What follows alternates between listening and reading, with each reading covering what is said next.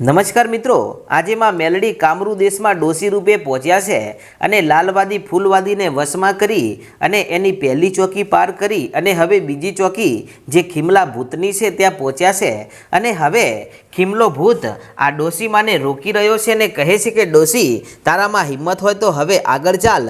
અને ત્યારે માં મેલડી કહે છે કે એમ વાત છે ખીમલા, તો આજે જો તારો પાવર ના ઉતારી નાખું તો મને મેલડીને ઓળખે કોણ. અને પછી ત્યાંથી માતાજીએ બળદગાડું જેવું આગળ હંકાર્યું. એની સાથે ખીમલા ભૂતે યુક્તિ કરી અને એ બળદની આગળ એક મોટો ઊંડો ખાડો ખોદી દીધો ને બળદો એ ખાડામાં પટકાણા અને બળદગાડાનું ધૂસરું ભાગી ગયું. ત્યારે જેવા બળદ અંદર ખાડામાં પટકાણા એની સાથેમાં મેલડી ત્યાં બાજુમાં નીચે ઉતરે છે અને પોતાના જમણા હાથેથી એક એક બળદને ઉપાડીને આ ખાડામાંથી બહાર કાઢ્યા. ત્યારે આમ આટલા લાંબા હાથ કરી અને આટલા ઊંડા ખાડામાંથી જ્યારે આ બંને બળદોને એક હાથેથી માતાજીએ બહાર કાઢ્યા, એની સાથે ખીમલો ભૂત મનમાં વિચાર કરે છે કે આ કોણ હશે અને આ ડોસી આટલી બધી એવી તો કેવી વિદ્યાની જાણકાર હશે કે આટલા વજનદાર બળદને એક જ હાથેથી તેણે બહાર કાઢ્યા. પણ કાંઈ વાંધો નહીં, હવે મારું અસલી સ્વરૂપ એને દેખાડું છું.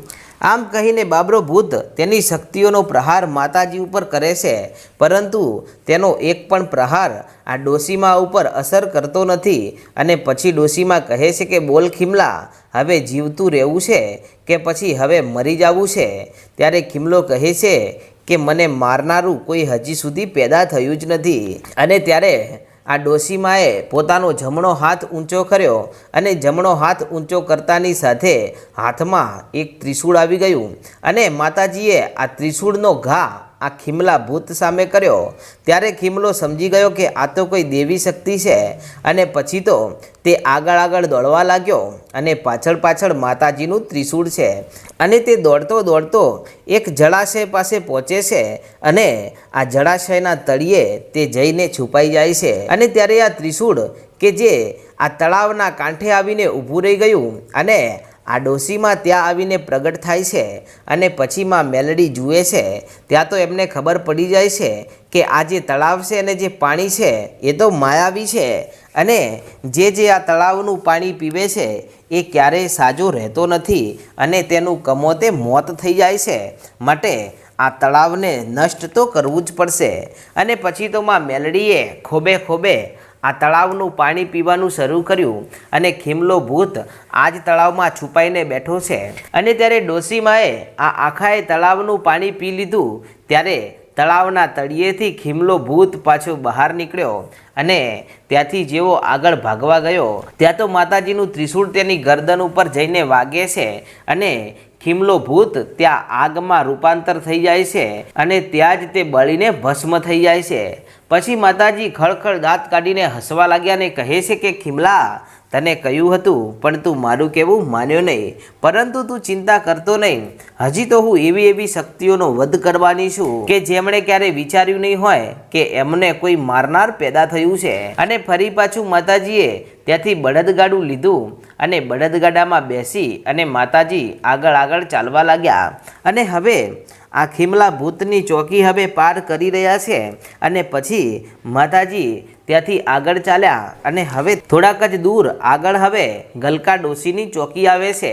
અને આ ગલકા ડોસી કે જે ગલકામાં રહી અને કામરૂ દેશની બધી વિદ્યાઓને જાણી અને બધાના ઉપર પ્રહાર કરતી રહે છે.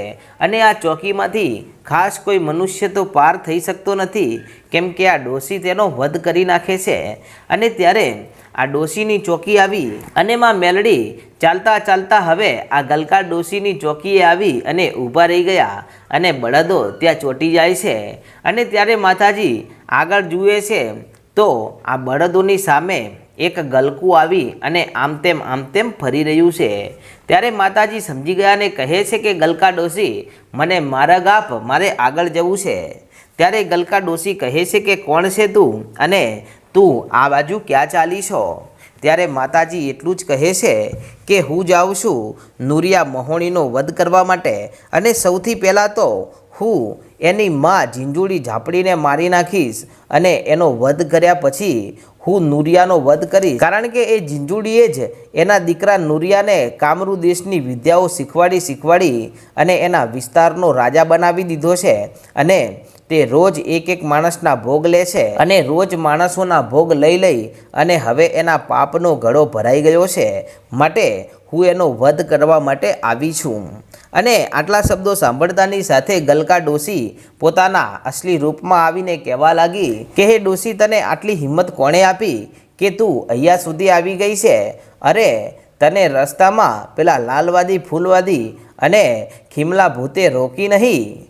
ત્યારે માતાજી ખડખડ દાંત કાઢીને હસવા લાગ્યા ને કહે છે કે લાલવાદી ફૂલવાદી મારા ગુલામ બન્યા છે અને ખીમલા ભૂતનો મેં વધ કરી નાખ્યો છે અને હવે તારી ચોકીનો વારો આવ્યો છે. બોલ, હવે તું મને જવા દે છે કે પછી તારો એ વધ કરી નાખું?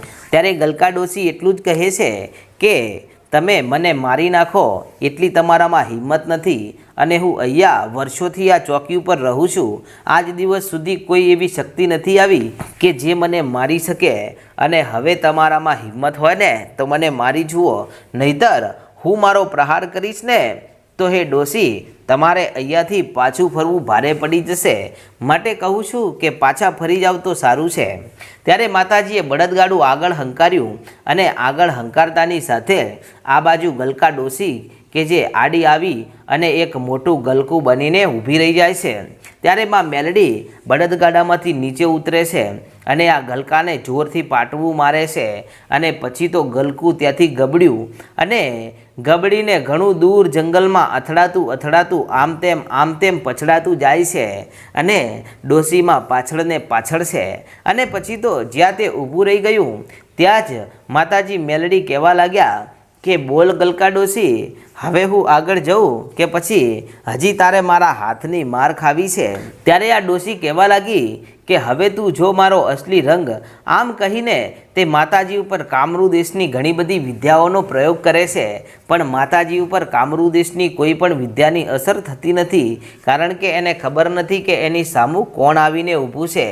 અને પછી ગલકા ડોસીએ નક્કી કર્યું કે આમ તો આ ડોસીને હું ઘાયલ નહીં કરી શકું, એ આગળ તો વધવાની જ છે, પણ લાય એના બંને બળદોને મારી નાખું. અને પછી આટલો વિચાર કરીને ગલકા ડોસી જેવી બળદગાડા પાસે આવી અને બળદો ઉપર જ્યારે તેની કામરૂ દેશની વિદ્યાનો પ્રયોગ કરવા જાય છે ત્યાં તો માતાજી આડા આવીને ઊભા રહી ગયા અને કહે છે કે ડોસી, હવે તારો ખેલ ખતમ.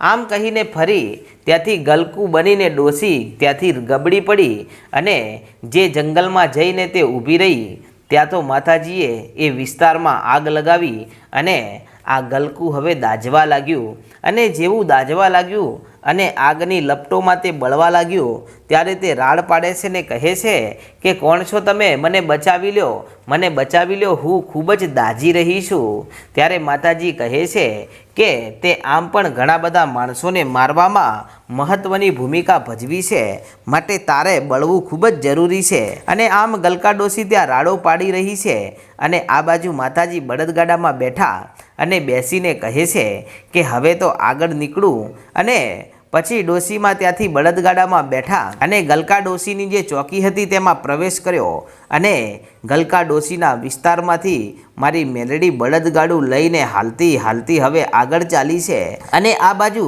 જંગલમાં જે આગ લાગી છે અને નીચે ગલકા ડોસી છે અને એમાં ગલકા ડોસી બળીને ખાખ થઈ જાય છે.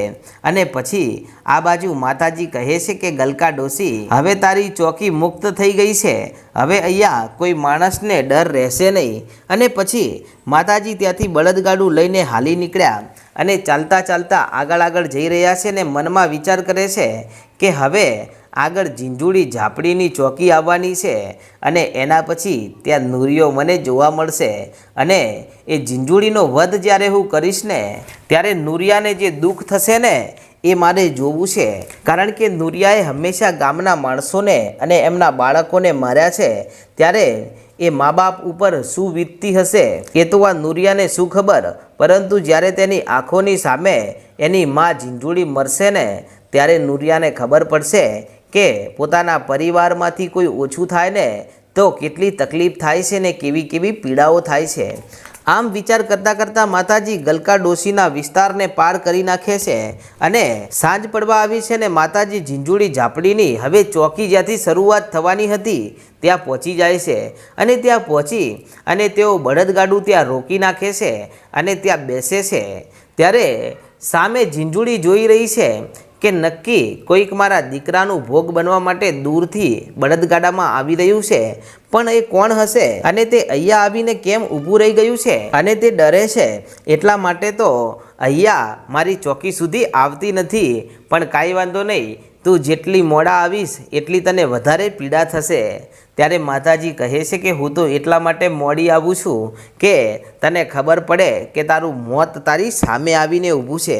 અને પછી આ ડોશીમાએ ફરી પાછા બળદગાડામાં સવારી કરી અને ચાલતા ચાલતા તેઓ આગળ ચાલ્યા અને પછી તો ત્યાં ઝીંઝુડી ઝાપડીની ચોકી આવીને ઝીંઝુડીએ જ્યારે જોયું ત્યારે તે સમજી ગઈ કે આ તો પેલા ગામમાં જે ડોશી હતી આ તો એ જ છે અને હવે તો તેનું આવી બનવાનું છે।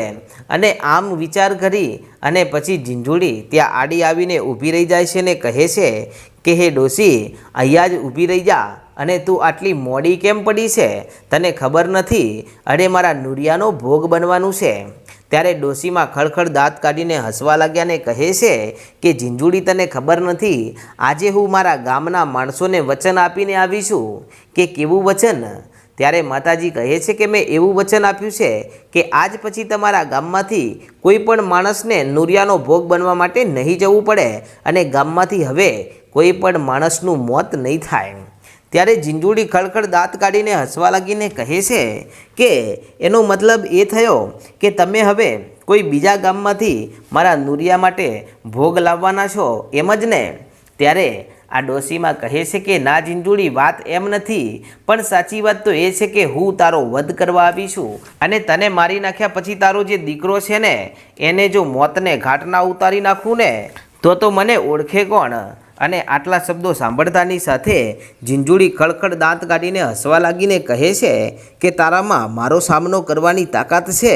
કે હા, તાકાત તો છે, એટલા માટે તો હું અહીંયા સુધી આવી છું। અને સાંભળ, તારી પહેલી ચોકીએ જે લાલવાદી ફૂલવાદી હતા ને એમને તો મેં વશમાં કરી નાખ્યા છે। એના પછી જે ખીમલા ભૂતની ચોકી હતી ને એ ખીમલા ભૂતને તો મેં ધૂળ ધાણી કરી નાખ્યો છે। ગલકા ડોશીને મેં જીવતી સળગાવી છે અને હે ઝીંઝુડી, હવે તારો વારો છે। ત્યારે ઝીંઝુડી કહે છે કે તમે જે 3 ચોકીઓના માણસોને માર્યા છે ને એ તો માત્ર થોડા ઘણી કામરૂ દેશની વિદ્યાના જાણકાર હતા, પરંતુ હવે તમે જેની સામે આવીને ઊભા છો એ ઝીંઝુડી ક્યારેય કોઈનાથી હારી નથી। અને મારા નુરિયાને ખબર પડશે ને કે એને મારવા કોઈ આવ્યું છે તો એને તો વધારે મજા આવશે, કારણ કે યુદ્ધ કરવું એ એનો શોખ છે। ત્યારે માતાજી કહે છે કે હવે ઝીંઝુડી, હવે તારે છેલ્લી ઈચ્છા છે કોઈ? અને આમ આટલું કહી અને માતાજી કેવી રીતે આ ઝીંઝુડીનો વધ કરે છે તેનો ઇતિહાસ આપણે આગળના ભાગમાં જોશું। અને તમે આપણી ચેનલ પર પહેલીવાર આવ્યા હોય તો આજે જ આપણી ચેનલ રાજા મેલડીને સબસ્ક્રાઈબ કરી નાખો। જય માતાજી।